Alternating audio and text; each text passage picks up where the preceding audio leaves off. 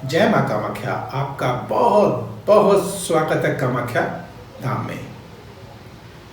कर्क राशि जुलाई मास सन 2022 कैसा यह माह रहेगा, यह जिज्ञासा है। और हाँ, उन तिथियों को भी जानने की आपकी जिज्ञासा होगी कि जिन तिथियों को हमको कार्य नहीं करना चाहिए, और इस माह में जो अशुभ ग्रह हैं उनको शुभता में कैसे परिवर्तित किया जाए, या इसको मंगलमय और चमत्कारिक हम कैसे बनाएं। सौभाग्य से आप कामाख्या धाम से जुड़े हैं तो मां कामाख्या के अचूक और तांत्रिक उपाय, छोटे से उपाय होते हैं। आप तंत्र के नाम से घबराएं नहीं, डरे नहीं। तंत्र का मतलब होता है एक सिस्टम। किसी भी क्रम से अगर किसी कार्य को किया जाएगा तो दैट इज कॉल्ड तंत्र। हमने इसको तंत्र के नाम से बहुत भयभीत हो जाते हैं। आवश्यकता नहीं है आपको भयभीत होने की। हम आपके साथ हैं। किसी प्रकार की कोई समस्या, कोई बाधा हो, हमसे संपर्क करें। नंबर स्क्रीन पर चल रहे हैं। व्यक्तिगत रूप से आप संपर्क करें। हम आपसे बात करेंगे, आपकी समस्या का हल आपको बताएंगे। घबराए नहीं, डरे नहीं। हम आपकी जो कुंडली देखते हैं वह भी वैदिक और तंत्र क्रिया द्वारा देखते हैं कि किस प्रकार का कोई दोष तो हमारी कुंडलियों में नहीं है। मैं एक अलग से आपके सामने एक श्रृंखला लेकर आ रहा हूं कि हम अपनी कुंडलियों में स्वयं देख सकते हैं कि हम पर कोई तांत्रिक प्रयोग या कोई ऊपरी बाधा का प्रकोप तो नहीं आ गया है। ये योग हमारी कुंडली में होते हैं। कई बार जातक भक्तगण मेरे से पूछते हैं, गुरु जी आप हमें शास्त्रों में दिखा दीजिए कि ऐसे योग होते हैं क्या। निश्चित होते हैं। मैं आपको आगे दिखाऊंगा। उन योगों को भी आपको दिखाऊंगा कि वो योग जो है अगर आपकी कुंडलियों में है तो आप निश्चित किसी ऊपरी या अदृश्य शक्ति के शिकार अवश्य हो सकते हैं, जो कि हम नहीं जान पाते। हम भ्रम में रहते हैं। हम आज विज्ञान में इतना आगे बढ़ गए हैं कि हमने इस चीज को इग्नोर कर दिया है। लेकिन मैं इस श्रृंखला को आगे लेके आऊंगा। अब मैं आपके सामने कर्क राशि की बात करने जा रहा हूं, तो आप इसको लाइक करें, सब्सक्राइब करें, बेल बटन को अवश्य दबाएं, जिससे अगला वीडियो आपके पास सबसे पहले पहुंचे और आप लाभान्वित हो सके। आइए कर्क राशि की बात करते हैं, लेकिन उससे पहले मुख्य त्योहारों की बात कर लेते हैं। 8 तारीख को गुप्त नवरात्र समाप्त होने जा रहे हैं। 13 तारीख को आषाढ़ माह की पूर्णिमा है, गुरु पूर्णिमा भी उसे हम कहते हैं। 18 तारीख को नाग पंचमी है और 28 तारीख को श्रावण मास की अमावस्या है। वह 31 तारीख को सिंघारा तीज है, जिस दिन सुहागिनें झूला झूल करके मल्हार गीत गाती हैं। और आइए उन तिथियों को भी जानेंगे और इस उपाय को भी जानेंगे कि इस माह को हम मंगलमय और चमत्कारिक कैसे बना सकते हैं। कर्क राशि की अगर बात करते हैं तो सूर्य बुध व द्वादश भाव में बैठे हैं, लेकिन ध्यान रखिएगा सूर्य भी और बुध भी यह बुद्धाधिपत्य योग बना रहे हैं। कहां पे? द्वादश भाव में, जो कि आपको इतना लाभ नहीं देगा जितना कि देना चाहिए। और यही जो है आगे भी आपको मिलेगा, क्योंकि 16 तारीख को बुध देव जब कर्क राशि में आ जाएंगे और शुक्र जो सूर्य देव वह भी 16 तारीख को कर्क राशि में आ जाएंगे। दोनों एक साथ ही बुद्धाधिपत्य योग पुनः 16 तारीख को लग्न में आपके बनाएंगे। कर्क राशि वाले जातकों के लिए यह एक सौभाग्यशाली माह है। धन कहां से आएगा पता ही नहीं चलेगा। बुद्धि आपकी तीव्र हो जाएगी। अगर आप इंटरव्यू देने जा रहे हैं तो इंटरव्यू में सफल अवश्य होंगे। मंगल राहु की अगर बात करें तो दशम भाव पर विराजित हैं। मंगल शक्ति के देवता, ओज के देवता, पराक्रम के देवता आपके दशम भाव पर अर्थात ऊंचाइयों के भाव पर आपको कुछ देने आए हैं मंगल देव। राहु साथ में बैठे तो अचानक मिलेगा। आप सोच भी नहीं पाएंगे कि अरे ये कैसे मिल गया हमें, क्योंकि राहु अदृश्य ग्रह है।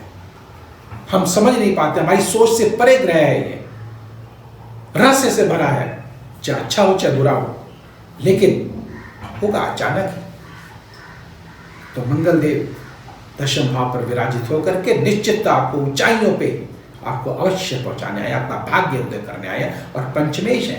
पंचम क्या है? हमारा इच्छा शक्ति है। इच्छा शक्ति बहुत मजबूत होगी, अचानक तीव्रता के साथ, उत्तेजना के साथ आप आगे बढ़ेंगे। और यह भाव संतान का भी है। आपकी संतान निश्चित तौर से आगे बढ़ेगी और अचानक बढ़ेगी। आपको एक आश्चर्य होगा कि ये कैसे हो गया, हमने तो कभी सोचा भी ना था। ऐसा यह मां आपके लिए आ रहा है, मंगलमय है। लेकिन एक छोटी सी एक कमी भी है। वह क्या है? शनिदेव अष्टम भाव पर बैठे हैं, जो कि पाप का भाव है, कष्टों का भाव है, पीड़ा का भाव है, रहस्य का भाव है, छुपे धन का भाव है, छुपे रहस्यों का भाव है। वहां पर शनिदेव आकर बैठ गए। तो ध्यान रखिएगा, एक छोटा सा उपाय करेंगे, निश्चित इस माह को मंगलमय अवश्य बना सकते हैं। और उन तिथियों को भी कार्य मत करिएगा जो मैं आपको बताऊंगा, आपको लाभ अवश्य मिलेगा। ये मेरा चैलेंज है आपको। अब हम बात करते हैं शुक्रदेव की। शुक्र स्व राशि में बैठे हैं, लेकिन ये भी मध्य में, यह मिथुन राशि में चले जाएंगे, द्वादश भाव पर चले जाएंगे। जब तक यहां पर है मध्य तक, तो आपको निश्चित अचानक लाभ मिलेगा। नई नई वस्तुएं, सुंदरता की वस्तुएं, सौंदर्य संबंधित वस्तुएं आप घर में लेकर आएंगे। और जो जातक शुक्र से संबंधित कार्य करते हैं, सौंदर्य संबंधी प्रसाधनों से जुड़े हुए कार्य करते हैं, लग्जरी चीजों से जुड़े हुए कार्य करते हैं, या खेती से जुड़े हुए हैं, फूलों से जुड़े हुए हैं, या मिट्टी का कार्य करते हैं, निश्चित उनको लाभ इस माह अवश्य होगा और आशा से अधिक लाभ होगा। लेकिन माह के मध्य से पूर्व, उसके बाद ये द्वादश भाव में चले जाएंगे, तो निश्चित भोग विलास की वस्तुओं को बढ़ाएंगे, निश्चित बढ़ाएंगे। तो ये आपके ऊपर है कि आप उसको किस प्रकार से लेते हैं, क्योंकि ग्रहों के चाल से, ग्रहों की माया से कोई बच तो पाया नहीं है। अगर आप बचना चाहते हैं तो आपको उपाय दूंगा, आप बच भी सकते हैं, निश्चित बच सकते हैं। देखिए, जिस प्रकार से बरसात आती है और हम छाता ले लेते हैं, उसी प्रकार से ग्रहों की भी माया है, हम बच सकते हैं। कई बार ऐसे जातक जो कमजोर दिल के होते हैं, कमजोर होते हैं, अरे नहीं बचा जा सकता है, ऐसी बात बोल करके वो पल्ला झाड़ देते हैं। कोई कुछ करना ही जानते ही नहीं, कुछ करना चाहते ही नहीं। लेकिन अगर आप विश्वास के साथ, दृढ़ निश्चय के साथ आगे बढ़ेंगे, तो मैं आपके साथ हूं, निश्चित आपका भाग्य बदल सकता है। ध्यान रखिएगा,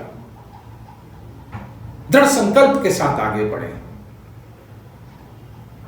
तो निश्चित 100% मेरा विश्वास है, और आप भी विश्वास रखें मां कामाख्या के उन तांत्रिक उपायों पर, या इस सृष्टि पर।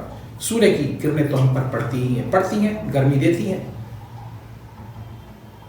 लेकिन कभी उनकी ठंडक भी हमको मिलती है।